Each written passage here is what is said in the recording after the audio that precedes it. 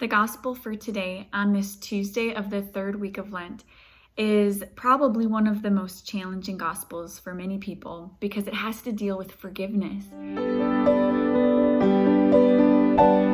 Forgiveness from a human standpoint can be so difficult because we can sense that we've really truly been wronged, that we have these wounds that have been inflicted on us.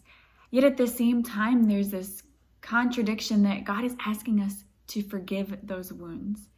And so Jesus invites us today to understand what forgiveness really is. Sometimes at the first glance, we can think it means, well, if I'm supposed to forgive, I'm supposed to forget. And then when we start to recognize we still have those hurts inside of us, we worry, am I really forgiving? Or sometimes just this act of justice. Should we really just pretend that nothing has happened if somebody continues to hurt us? And there's a deeper reality here that we have to remember, that God calls us to what makes us more like Him and what makes us holier.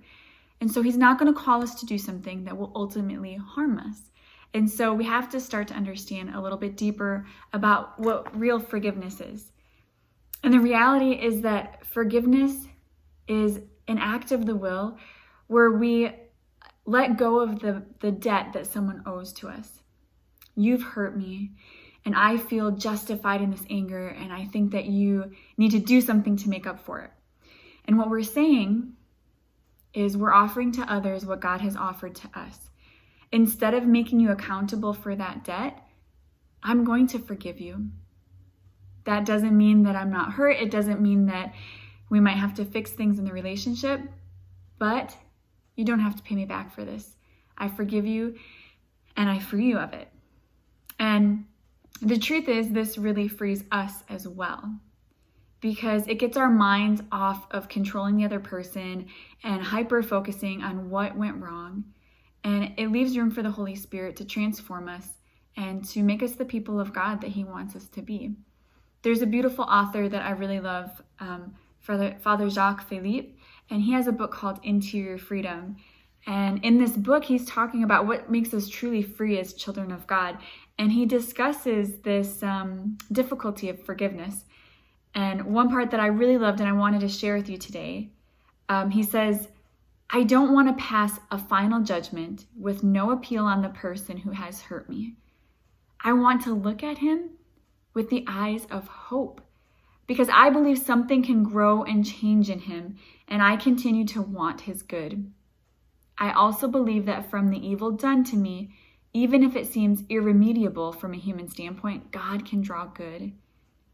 Ultimately, we can really forgive people only because Christ rose from the dead. His resurrection is the guarantee that God can cure every wrong and every hurt. And I love this because the reality is there's so many times in my life that I have changed and I have grown. And I hope that people can trust in that and hope in that and recognize that what I was, I am not now. And forgiveness, it truly gives that gift to other people. That I'm not going to hold you accountable for something that you were, because life is an ongoing conversion. God doesn't hold us accountable for what we were. It's who we are at the moment of death. Do we love God or do we not? It doesn't matter if we loved Him 10 years ago or not. I mean, it does. But that crucial point is every single day it's a choice. And every single day we get a new chance. And if we expect God to continue to offer that to us, we need to also offer it to other people. And that's what He's calling us to do today. It's a huge challenge. I am terrible at it.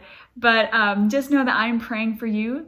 Any forgiveness that you have to do in your life, it's hard work, but it's good work and it leads to freedom. Pray for me too, all right? God bless.